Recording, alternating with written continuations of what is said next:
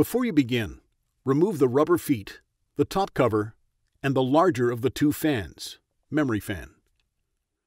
Removal.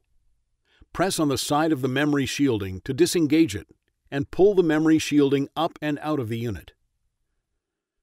Push both arms outward simultaneously to release the memory module to the spring tension position. Grasp the memory module by the edges and pull gently to remove it. Replacement.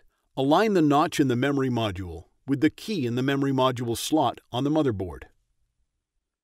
At an angle, gently insert the memory module into its slot on the motherboard.